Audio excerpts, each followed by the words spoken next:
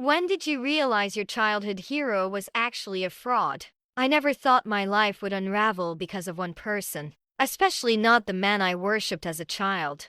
Growing up, my hero wasn't a comic book character or a movie star. It was my Uncle Ray. He wasn't really my uncle, he was my dad's best friend since high school, but he was at every birthday, every holiday, every milestone. He'd show up in his police uniform, shiny badge catching the light, and tell stories about protecting people, about justice, about standing up for the little guy. My dad admired him, my mom trusted him, and I adored him. I used to sneak into the hallway whenever he came over, just to hear his voice. Strong, commanding, the kind of voice that made you feel safe just by existing in the same room. He was the man I wanted to become when I grew up. Brave, loyal, unshakable. Always do the right thing, kid, he told me once, ruffling my hair as we tossed a football in the backyard. Even when no one's watching, that's what makes a real man. I carried those words like scripture. By the time I was 12, I'd built my whole identity around him. At school, when bullies cornered smaller kids, I'd step in, imagining Uncle Ray clapping proudly from the sidelines. When teachers asked about my future, I said I wanted to be a cop, just like him. My walls were plastered with newspaper clippings of his arrests, drug busts, gang takedowns, missing kids found safe. To me, he wasn't just a hero, he was the definition of good. But looking back, the cracks were always there. I just didn't want to see them. The first time doubt crept in, I was 14. Ray came over late one night, long after my parents had gone to bed. I'd fallen asleep on the couch, pretending to watch TV, when I heard the front door creak. He didn't knock, he had a key. I remember sitting up,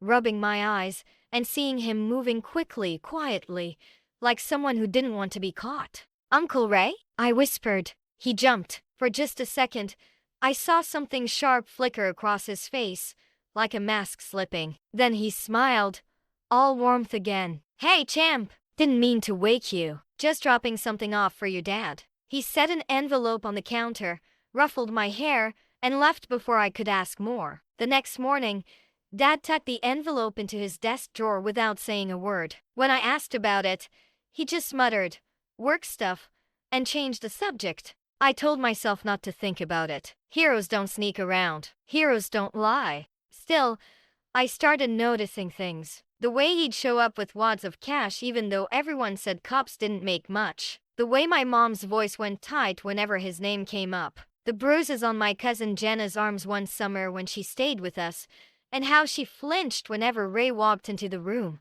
Accident, she told me too quickly. I fell. I didn't believe her, but I didn't press either, because pressing meant risking the image of the man who'd built me. The breaking point came years later, when I was 19. I was home from college for winter break, and Ray came over for Christmas dinner like always. He'd brought a bottle of whiskey and that booming laugh everyone loved. After dinner, while the adults drifted into the living room, I slipped into Dad's office to grab some printer paper for a school project. The desk drawer was unlocked. The same drawer where that envelope had gone years before. Inside, stacked neatly in rubber bands, were more envelopes. Dozens of them, fat with cash. And not just that, there were photos. Blurry pictures of men exchanging bags in alleys, receipts from bars known for laundering money, a list of names I recognized from news reports about local gangs. My stomach dropped. Before I could process it, the door creaked open. Ray filled the frame, glass of whiskey in hand, his eyes colder than I'd ever seen. "You shouldn't be in here," he said softly. I froze. Every childhood memory, every football game, every pep talk, every time I'd defended him to kids at school suddenly felt like lies unraveling all at once. "What is this?" I whispered, holding up one of the envelopes. For a long moment, he didn't move. Then he stepped closer, shut the door behind him, and smiled. Not the warm smile I knew, a different one. Crooked, dangerous. "That," he said, his voice low and steady, "is none of your business. And if you're smart, you'll forget you ever saw it." The room seemed to shrink. My chest tightened. My hero, the man I'd built my entire life around, wasn't a protector. He was something else. Something darker. I wanted to scream, to run, but I just stood there, shaking, because the truth was sinking in fast. My childhood hero was a fraud. And now he knew I knew. The look in his eyes told me one thing clearly. Heroes protect you, but villains make sure you stay silent. And Uncle Ray was no hero. I couldn't sleep that night. Every time I closed my eyes, I saw his face in that office. That smile crooked, empty of warmth burned into me like a scar. The words replayed in my head. If you're smart, you'll forget you ever saw it. But how could I forget? How could I ever look at him the same way again? At breakfast the next morning, he was sitting at the table with my dad, laughing like nothing had happened. My mom poured them coffee, her smile tight, her hands trembling just enough for me to notice. My dad caught me staring and gave me a look. Not angry, not scared, just warning. That's when I realized he knew. My dad knew everything. The man I thought was my role model wasn't just corrupted, he was protected by my own family. I barely touched my food. My mind raced with questions I couldn't ask. How long had this been going on? Did Mom know? Was she complicit? And what about those bruises on Jenna's arms years ago? After breakfast, Ray clapped me on the back so hard I almost fell forward. "Good to see you again, champ," he said, his smile wide for everyone else's benefit. But his grip lingered, fingers digging into my shoulder with a pressure that said, "Remember what I told you." I nodded, my throat dry. The days that followed blurred together. He was always around barbecues, card nights, helping Dad with the roof. I tried to act normal, but inside, something rotted. Every story he told about busting bad guys sounded like theater. Every laugh felt rehearsed. And every time he caught me looking, his eyes hardened, daring me to speak. One night, I cornered my mom in the kitchen while Dad and Ray played cards. My voice shook as I whispered, "You know what he's doing, don't you?" She froze, back to me, dish towel in hand. Her silence was louder than any admission. "Mom," I pressed. "He's sturdy. She spun around, eyes wide, and clamped her hand over my mouth. "Don't," she hissed. Her whole body trembled. "Don't ever say that where he can hear." I pulled back, shocked. "So it's true?" Her lips pressed into a thin line. For a second, I saw the exhaustion in her eyes, the weight of years carrying secrets too heavy to bear. Then she forced a brittle smile. "You're imagining things. You don't understand." But I did, and the truth was worse than I'd feared. They weren't just tolerating him, they were protecting him. That night, I couldn't sit at the card table with them. I grabbed a jacket and walked through the neighborhood, freezing winter air burning my lungs. My thoughts spiraled. If I told someone, who would believe me? He was decorated, admired, a hometown hero. I'd be the jealous kid who smeared his family's friend. Still, the images of those envelopes haunted me. The cash, the photos, the names. It wasn't just corruption. It was organized, systematic, dangerous. And I was trapped inside it. The next confrontation came unexpectedly. A week later, Ray showed up while my parents were out. I was in the garage, sorting through old boxes, when the door creaked open. He stepped in, shutting it quietly behind him. "You've been quiet lately," he said. My hands tightened around a screwdriver I'd been holding. "Busy with school." He chuckled, stepping closer. "You think I don't see the way you look at me? Like you've figured me out?" His voice dropped. "You haven't figured a damn thing." I swallowed hard. "I know enough." The air between us went cold. He studied me for a long moment, then leaned in close enough that I could smell the whiskey on his breath. "Let me make this simple. I'm family. Your father needs me. Your mother knows it. You want to play hero? Fine. But remember, heroes bleed first." My chest tightened. He wasn't threatening me with words. He was threatening with everything unsaid. Then he straightened, slapped me on the shoulder, and walked out whistling. I stayed frozen, screwdriver shaking in my hand. That night, I wrote everything down. The envelopes, the bruises, his threats. I hid the notebook under my mattress, terrified but desperate to hold on to proof. If he could silence me, maybe words on paper could outlast me. But paranoia crept in. I started checking my room every time I came home, convinced he'd been there, rifling through my things. I'd lie awake listening for footsteps, certain he was outside. Then came the night everything shifted. I was working late at the campus library when my phone buzzed. It was Jenna, my cousin who'd stayed with us years ago. I hadn't spoken to her in months. Her message was short, panicked. Can we talk? Please. It's about Ray. My blood ran cold. I called her immediately, and when she answered, her voice shook. He's been calling me again, she whispered, saying things, threatening me if I talk. I gripped the phone tighter. Jenna, what did he do to you? Silence, then a broken sob. And in that moment, I knew the truth was even darker than I'd imagined. Because Ray wasn't just dirty. He wasn't just taking money. He was hurting people. People I loved. And now Jenna was begging me for help. I drove to Jenna's apartment that night like the car was on fire. Every red light felt like punishment.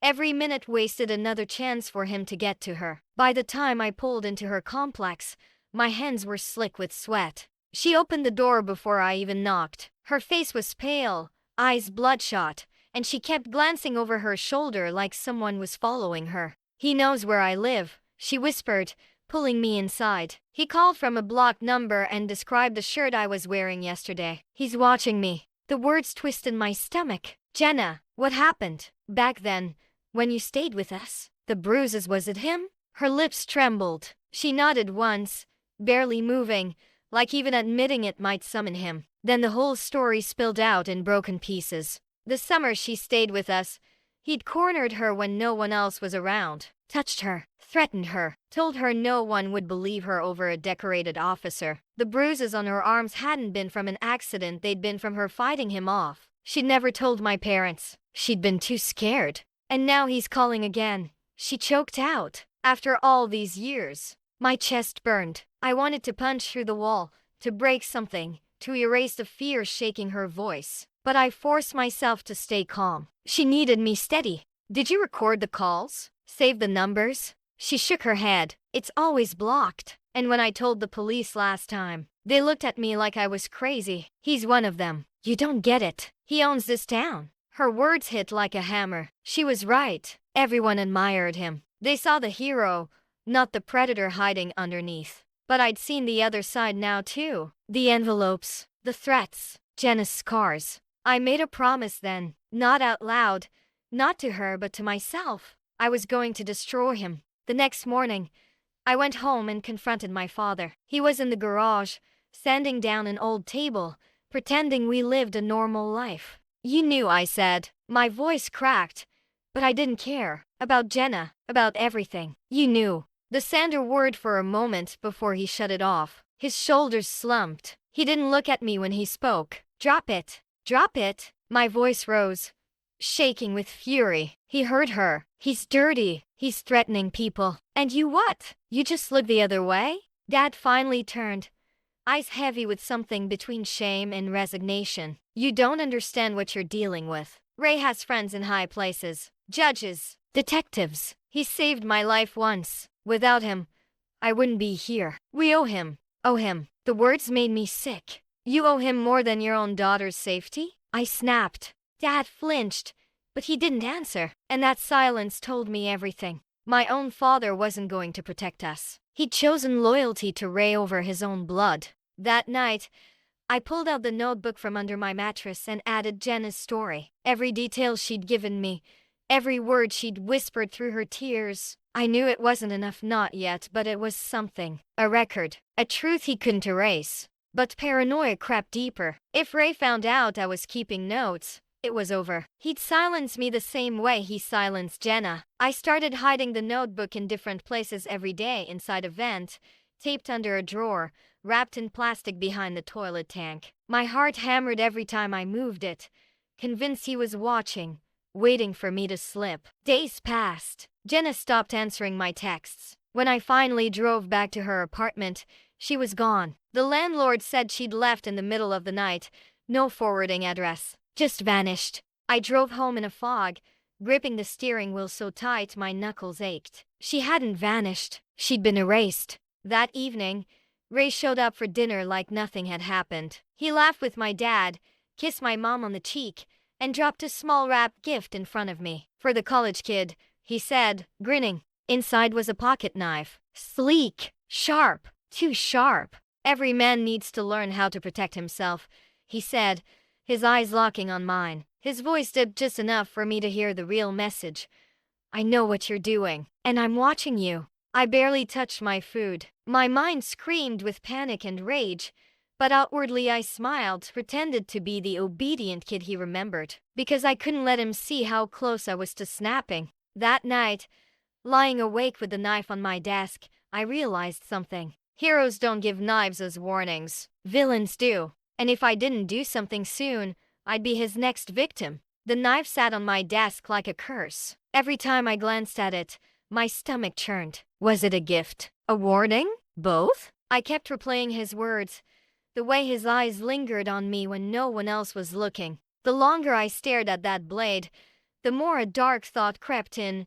Maybe he wanted me scared enough to make a mistake. Maybe he was pushing me to either stay silent forever or lash out so he could paint me as the dangerous one. That night I didn't sleep. I kept the notebook in my lap, flipping through my messy handwriting, his cash envelopes, his threats, Jenna's confession. It was damning, but not enough. Not for someone like him. I needed more. The first chance came 2 weeks later. Dad had asked me to help Ray move some boxes from his patrol car into the shed. My hands shook as I lifted the first one. It was heavier than it looked. When I set it down, the lid popped open. Inside were stacks of sealed evidence bags. Drugs. Pills. Little baggies of white powder. Ray noticed immediately, slamming the lid shut with a force that made me flinch. Careful, champ. That's official property. I forced a nod, my throat dry, but something inside me hardened. He wasn't just dirty, he was stockpiling evidence he was supposed to turn in.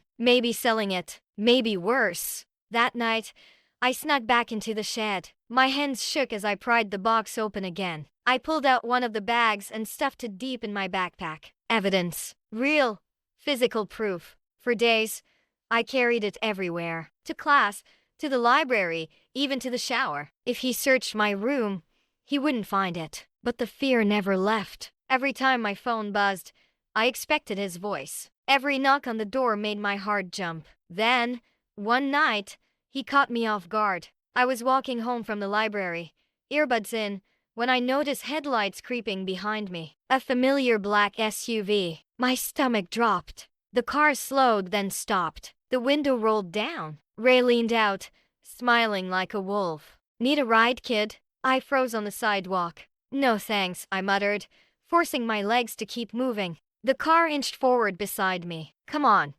It's freezing out. What kind of uncle would I be if I let you walk alone at night? My chest tightened. Every instinct screamed to run, but I knew running would make it worse. So I forced a smile, climbed into the passenger seat, and tried to breathe.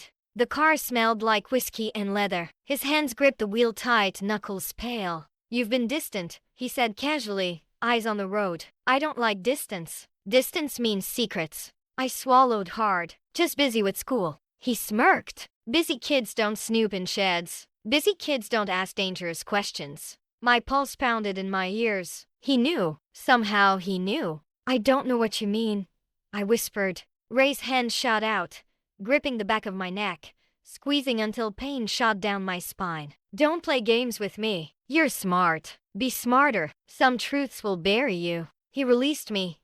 Just like that. As if nothing had happened. He hummed along to the radio the rest of the ride, tapping the steering wheel like we were on a joyride. When he dropped me off, he leaned in close. Tell anyone, and your cousin won't be the only one disappearing. Understand? I nodded, my body shaking. That night, I sat at my desk staring at the knife again. His knife, the one he'd given me. I imagined pressing it against my palm, testing the blade. I hated that part of me wanted to fight fire with fire. That part of me believed the only way to end this was to become like him. But then I thought about Jenna, about her shaking voice, her desperate message. She hadn't wanted revenge. She'd wanted protection. She'd wanted someone to finally stand up to him. And maybe I was the only one left who could. So I made a choice. I wasn't going to kill him. Not yet. Not unless he forced me. I was going to expose him. The next morning, I slipped the notebook, the evidence bag,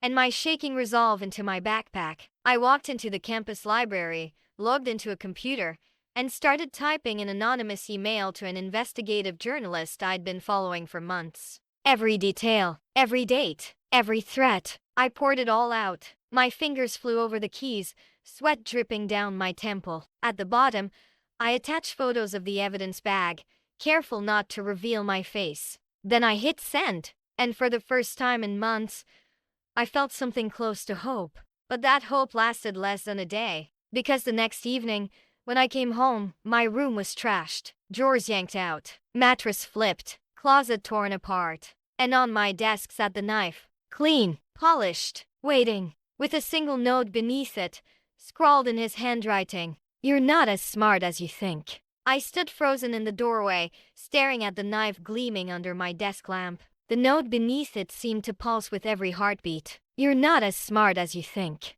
He knew. Somehow he knew about the email, or at least, he knew I was moving against him. My chest tightened as I scanned the wreckage of my room. The vent cover lay twisted on the floor. The toilet tank lid was cracked. Every hiding spot I'd ever used had been gutted. Except one. The notebook wasn't on my desk. It wasn't in the vent. It wasn't under the mattress. But I'd left it wrapped in plastic, taped inside the lining of my backpack. I yanked it out, my hands shaking. Still there, pages intact. Relief crashed over me, but it was thin, fragile. Because the message was clear, he could get to me whenever he wanted. That night, I barely slept. Every creak of the house made me bolt upright, clutching the knife like it was my last offense. My parents said nothing about the mess in my room. Dad didn't even glance at the overturned drawers. And that silence told me everything they knew. Or maybe they'd stopped asking altogether. The journalist replied the next morning. A short, cautious email.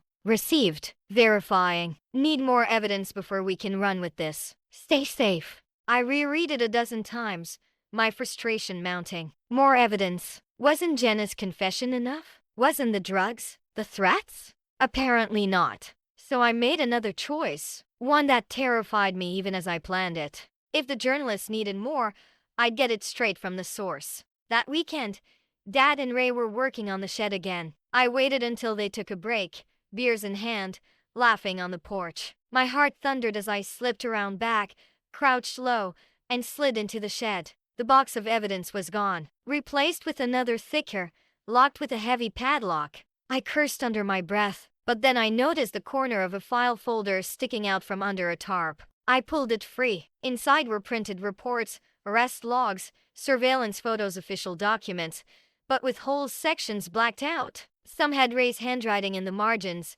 dollar signs, initials, addresses. I shoved the folder into my backpack just as the shed door creaked open. Ray stood there, beer bottle in one hand, smile curling at the edges. Well, he said softly, curiosity really is a dangerous habit. My blood turned to ice. I was just, don't.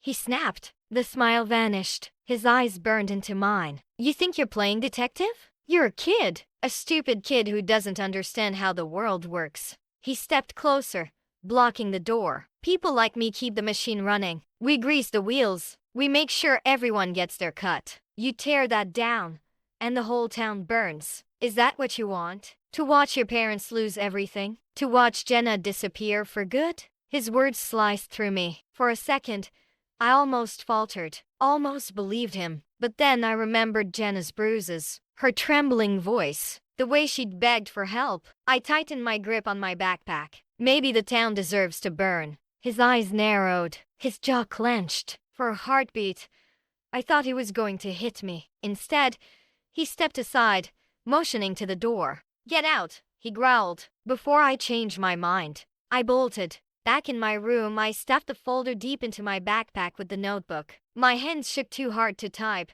but I managed to scan the documents at the library and send them to the journalist. This time, I didn't wait for a reply. That night, as I walked home, a car pulled up beside me, headlights blinding, tires screeching. The window rolled down, and Ray's voice cut through the dark. Last warning, kid. Then the car peeled away, leaving skid marks on the road and my heart pounding like a war drum. By the time I got home, my decision was final. I wasn't waiting for journalists or courts or cops. If no one else would stop him, I would, but I had to be careful. One wrong move, and I'd end up like Jenna, erased. So I started planning, watching his routines, noting when he drank the heaviest, when he left his car unattended, when my parents weren't around. The knife stayed tucked into my backpack now, not as a symbol of fear, but as a possible answer. Still, every time I touched it, I thought of his words, "Heroes bleed first."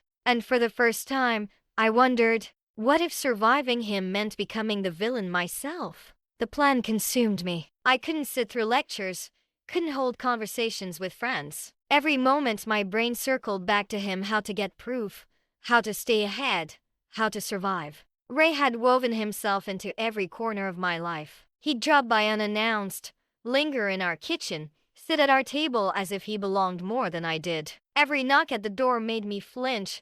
Every laugh from the living room made my stomach churn. But I kept planning. I tracked his habits. The nights he stayed late at the bar after patrol, the mornings he slipped into our shed before sunrise, the afternoons he parked his SUV 2 streets over, as if no one would notice. I told myself I was gathering intel, but really, I was rehearsing, imagining how far I was willing to go. The breaking point came on a Thursday night. I was studying in my room when my mom knocked softly. Her face looked tired, older than I remembered. She glanced at the knife on my desk, then at me. "You need to stop," she whispered. My chest tightened. "Stop what?" She didn't answer directly, just stepped into the room, lowered her voice. "You don't understand what he's capable of. He can ruin you. He can ruin all of us." I stood. "So you know. You've known all along." Her lips trembled. She didn't deny it. Instead, tears welled in her eyes. "He saved your father once, back when they were rookies. Your dad feels like he owes him his life. That's why he protects him. That's why we all." I cut her off, fury boiling. "He hurt Jenna. He's hurting people right now. And you're protecting that?" She flinched at Jenna's name, then looked away. Sometimes survival means keeping quiet. The words hit me like a slap. Survival, not justice, not right or wrong, just silence. And that's when I knew I was alone in this. Later that night, I lay awake staring at the ceiling when my phone buzzed. A new email from the journalist. "What you sent is big, huge, but you need to know your uncle's name has come up in investigations before. Every time, the case got buried. Judges, cops, politicians, he's got them all. If you want this to stick, we'll need direct testimony. Something undeniable, something that ties him personally to the crimes. Direct testimony." My throat went dry. That meant me. I was the only one left who could do it. Jenna was gone. My parents were compromised. And the town worshipped him. The next day, I skipped class and followed him. My heart pounded as I trailed his SUV from a distance, hands clenched on the steering wheel. He drove out of town, down a dirt road that cut through the woods, to an abandoned warehouse. I parked half a mile away and crept closer on foot. Inside, through a cracked window, I saw him, standing with 2 men I didn't recognize. They handed him a duffel bag. He unzipped it. Bundles of cash gleamed under the dim light. My stomach lurched. I pulled out my phone, hands trembling, and hit record. Every second felt like an eternity. Their voices drifted out, numbers, shipments, payoffs. Enough to bury him. Then my foot slipped on gravel. The sound was small, but it echoed like a gunshot in my ears. One of the men looked up, eyes narrowing. Ray turned, and for a split second, his gaze locked on the window. I bolted, heart hammering, breath burning. Branches whipped my face as I sprinted back to the car. Headlights flared behind me before I even hit the main road. His SUV. I floored it. Tires screeched. The woods blurred past. He was right on my tail, his engine roaring. For 10 miles, it was a nightmare chase. My hands slick on the wheel, my heart slamming. Every curve felt like death waiting. At one point, his bumper tapped mine, sending the car fishtailing before I wrestled it back under control. Finally, I saw the glow of the highway. I swerved onto it, traffic swallowing me up. His headlights vanished into the distance. When I pulled into the campus parking lot, my whole body shook so badly I couldn't move. The video was still on my phone. Proof. But proof was worthless if I didn't live long enough to use it. I sat there in the car, staring at the glowing screen, when my phone buzzed again. A text from an unknown number. "Next time, you won't get away." I dropped the phone. My heart stopped. He knew. He always knew. And now, he wanted me to know. The game wasn't over. It was just beginning. I didn't go home that night. I couldn't. Every shadow felt like him. Every sound of footsteps made my heart stutter. I curled up in the back seat of my car in the library parking lot, clutching my backpack like it was armor. The video was still on my phone, but the text replayed in my head over and over. Next time, you won't get away. The sun rose gray and cold. I stumbled into the library bathroom, splashed water on my face, stared at the stranger looking back at me in the mirror. Hollow eyes, trembling hands. I barely recognized myself. When I checked my phone, there was another email from the journalist. That video is gold. But if he knows you filmed it, you're in danger. We can move forward, but we'll need you to go on record. Anonymous leaks won't be enough to break through his protection. Are you ready for that? Was I ready? To put my name on the line? To paint a target on my back? I typed a shaky reply.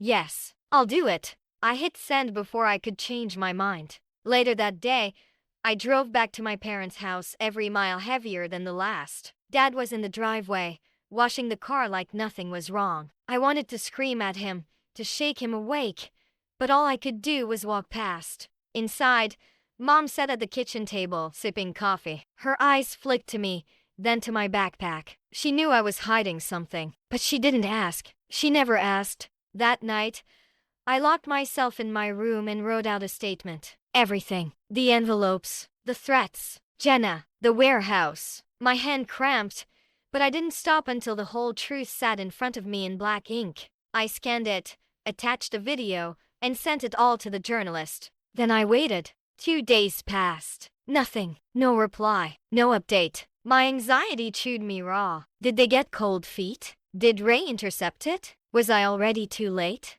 On the third night, I woke to tapping on my window. I froze in bed, every nerve screaming. Slowly, I turned my head. Ray's face loomed just beyond the glass. I choked on a scream. He lifted a finger to his lips, smiling that crooked smile. Then he mouthed a single word, soon. I scrambled out of bed, heart in my throat, but by the time I yanked the curtains back, he was gone. No footsteps, no car engine, just silence. The next morning, I found muddy footprints by the window. My parents said nothing when I showed them. Nothing. It broke something inside me. That evening, I packed a duffel bag, clothes, notebook, phone charger. I wasn't safe here anymore. I'd sleep in my car if I had to. But as I zipped it up, my phone buzzed. An email from the journalist. We're publishing tomorrow. National outlet picked it up. Be ready. You'll need protection. My breath caught. It was happening. Finally, it was happening. I barely slept that night. At dawn, I crept out of the house, duffel over my shoulder. The air felt electric, heavy with something I couldn't name. That's when I saw it. On the hood of my car, balanced like a trophy, was the knife he'd given me. The blade gleamed wet, streaked with something dark. My stomach dropped. Beside it lay a folded piece of paper, my name scrawled across the front. I unfolded it with shaking hands. Run all you want. You can't hide from blood. I stumbled back, bile rising in my throat. What did he mean? Whose blood was on that blade? My phone buzzed again. A new message.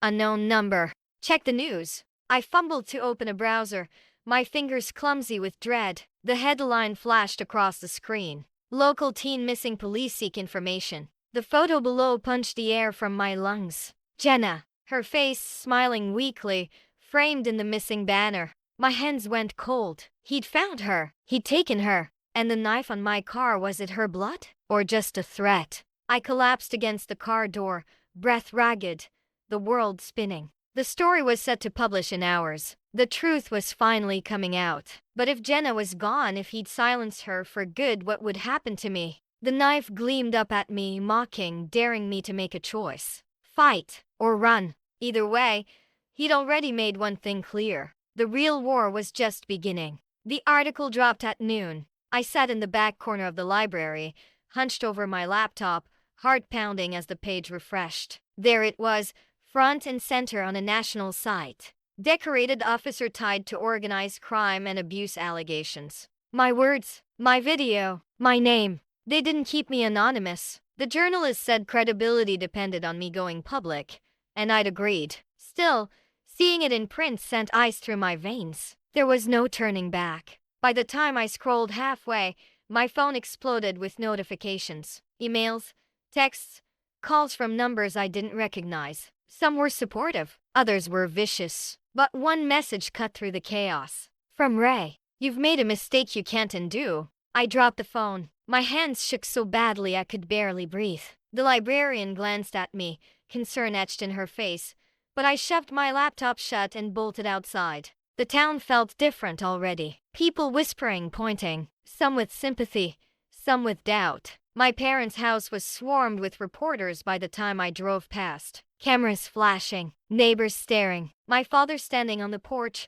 jaw clenched, refusing to answer questions. I didn't stop. Instead, I drove to the police station, gripping the wheel so hard my knuckles whitened. The article had gone national, but here, in Ray's backyard, the truth would be tested. When I walked in, conversation died. Officers stared, some hostile, some unreadable. I asked for the chief. He came out, face pale, smile brittle. "We're handling this," he said. "Go home. Jenna's missing." I shot back. "You're not handling anything." The chief's eyes flickered. "We're following leads. Don't interfere." But his words rang hollow. I knew the truth. Ray owned them. The whole damn building. I left shaking with rage. If the system was rotten, then I couldn't count on it to save Jenna or me. By the time I got back to campus, the threats were pouring in. Anonymous numbers, blocked callers. Some accused me of lying. Others promised to make me pay. I turned off my phone, but the fear stayed. That night, I parked in an empty lot far from my dorm. I couldn't risk being predictable. I tried to sleep, but every noise jerked me awake. At a.m., my phone buzzed despite being on silent. A single text. "She's still alive, for now." No name, no context, but I knew who it was. My chest caved in. He was taunting me, letting me know he still had control. I wanted to smash the phone. Instead, I opened my notebook and started writing again. Every message, every threat. I didn't know if it would save me, but I needed a record. By morning, the story had blown up. News vans lined the streets. National anchors were camped outside the police station. People online were demanding answers. Some defended me, others called me a liar trying to ruin a hero's reputation. And through it all, Ray stayed silent. No statements, no appearances, just shadows. Until that night. I was walking back to my car from the library when I felt that prickle on the back of my neck. Someone watching. I spun, heart hammering. There he was, leaning against a lamppost like he'd been waiting for me. No uniform, just a dark jacket, hands in his pockets, eyes locked on mine. The world narrowed to the space between us. "You've got guts," he said softly. "I'll give you that." I clenched my fists. "Where's Jenna?" His smile didn't reach his eyes. "You think you're the first to try and bring me down? I've been doing this longer than you've been alive. You're a child playing a game you don't understand." I stepped closer, every nerve screaming at me to run, but something stronger pulling me forward. Maybe, but this time, the world's watching. His jaw tightened. The mask slipped, just for a second. The world forgets, always does. We stood there, locked in silence, until footsteps echoed from behind me. 2 reporters rounded the corner, cameras in hand. They spotted him immediately, whispering excitedly, fumbling to turn on their equipment. Ray's expression shifted in an instant. Back to charm, back to the hero. He clapped me on the shoulder, squeezing hard enough to bruise. "Good to see you, champ," he said loudly for the cameras. "We'll talk soon." Then he walked away, vanishing into the dark. The reporters swarmed me, firing questions, shoving microphones in my face. But all I could hear was his voice echoing inside my skull. The world forgets. Maybe he was right. Maybe in a month, people would move on. Maybe the system would bury it again. But maybe, just maybe, the spotlight was finally bright enough to burn him. I didn't know which. All I knew was that the war between us wasn't over. Not until one of us was gone. The following days blurred into chaos. My name was everywhere: TV, blogs, talk radio. Strangers recognized me on the street. Some clapped me on the back and whispered, "Good job, kid." Others spit at my feet, called me a liar, a snake, a traitor. And through it all, Ray vanished. No press conferences, no statements, no arrests, just silence, which made him more dangerous. I barely slept. I moved from couch to couch, friend to friend, never staying in one place more than a night. Every time I walked into a new room, I checked the locks twice. Every time I closed my eyes, I saw Jenna's face on that missing poster. Then, 3 nights later, I got another text. Meet me, alone, tonight, PM by the old water tower. No name. But I knew. My hands shook so hard I almost dropped the phone. It was insane, dangerous, probably a trap. But if there was even a chance he still had Jenna, I had to go. I told no one, just slipped out, knife in my jacket pocket, notebook pressed against my chest like a shield. The water tower loomed over the edge of town, rusted and abandoned. The air was sharp with cold, my breath fogging in the dark. Every step crunched on gravel that seemed far too loud. He was already there, leaning against the tower's base, cigarette glowing between his fingers. He looked different, tired, unshaven, but his eyes were the same, sharp, predatory. You showed, he said, voice low, almost approving. Braver than I thought. I swallowed hard. Where's Jenna? A slow smile spread across his face. Safe, for now. Rage flared in me, but I forced it down. Let her go. Whatever you want from me. Take it. Just let her go. He chuckled, shaking his head. Still don't get it. Do you? This isn't about her. It's about you. My chest tightened. Me? He flicked the cigarette into the dirt, grinding it out with his boot. You think you can expose me? Turn the world against me? You think a few words on a screen can erase decades of loyalty, respect, fear? No, you don't get to destroy me. I destroy you. He stepped closer, the cold air thick between us. Your father owes me his life. Your mother owes me her silence. And you're nothing but a scared little boy playing hero. I gripped the knife in my pocket, knuckles white. If I'm nothing, then why are you here? Why are you chasing me? For the first time, his smile faltered. Because, he hissed, you remind me of me, and I can't let that live. The words cut deeper than any blade. For a moment, I saw the twisted logic that kept him alive all these years. The world had made him into a monster, and now he was trying to mold me into one too. But I wasn't him. I pulled the knife from my pocket, holding it low but steady. His eyes flicked to it, then back to mine. You really think you can kill me? He asked softly. I shook my head. No, but I can make sure the world sees you for what you are. His expression darkened. He lunged, faster than I expected. His hand clamped around my wrist, slamming me back against the tower. The knife clattered to the ground. You think anyone cares about truth? He snarled, his face inches from mine. The world forgets. Always. I struggled, gasping for air, my vision blurring. My free hand clawed at his arm, desperate. Then voices, shouts, flashlights cut through the dark. Reporters, police, the journalist. They'd followed me. Ray froze. For the first time, real panic flickered in his eyes. Cameras flashed. Recorders clicked. The world wasn't just watching, it was catching him in the act. He released me, stepping back, face contorting as he tried to force the mask back on. This isn't what it looks like, he barked, but the words sounded weak, hollow. The police closed in, not the ones he controlled. State troopers brought in by the journalist. For once, he didn't have the upper hand. As they cuffed him, he locked eyes with me. This isn't over, he whispered, and I believed him. Even as they dragged him away, even as reporters shoved microphones in my face, even as the world finally saw a crack in his armor, I knew. Men like him didn't just vanish. They waited, and the war between us wasn't finished. Not yet. The trial tore my world apart. For months, everything I'd written, recorded, and risked my life to collect was dragged out under fluorescent courtroom lights. Every bruise Jenna had photographed, every envelope I'd described, every thread I'd written down, now it all had to stand against his word. And his word carried decades of weight. Ray sat at the defense table in a pressed suit,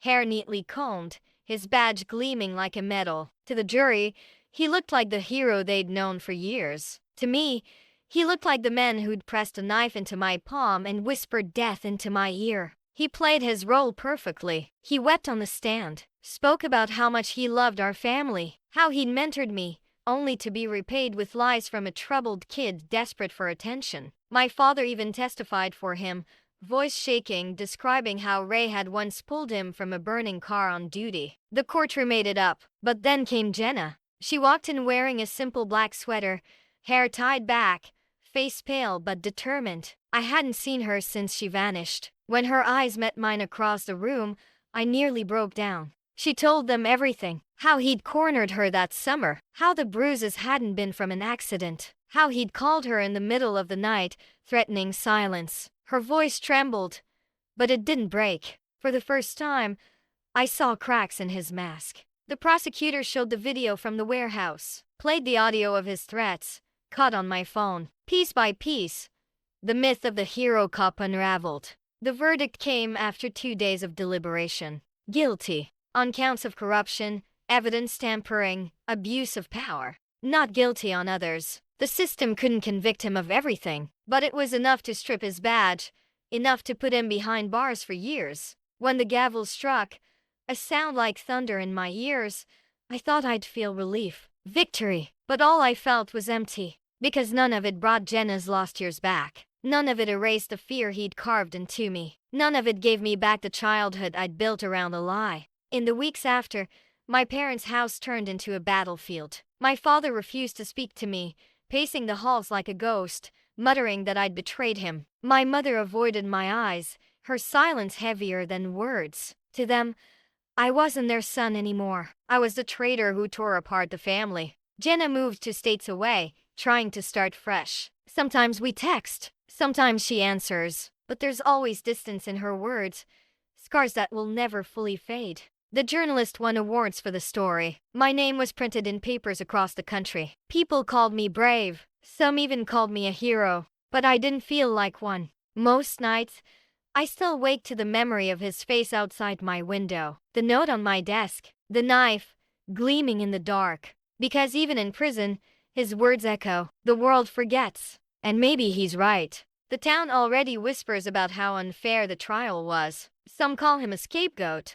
A man taken down by lies. His supporters send letters to the paper, painting him as a martyr. Sometimes I catch my reflection in the mirror and see him in the set of my jaw, the anger in my eyes. That terrifies me more than anything. But then I remember the night at the water tower, how close I came to becoming him, how close I came to choosing blood instead of truth. And I remind myself I didn't. I didn't become him. The cost was unbearable. My family fractured. My safety stolen. My innocence gone. But I didn't become him. That has to matter. The knife still sits on my desk, not as a threat anymore, but as a reminder of the night I learned my childhood hero was a fraud, of the war he waged against me, of the truth I refused to bury. Sometimes I run my fingers along the blade, cold and sharp, and whisper to myself, I survived him. But survival changes everyone, and that was the day I stopped recognizing who I was.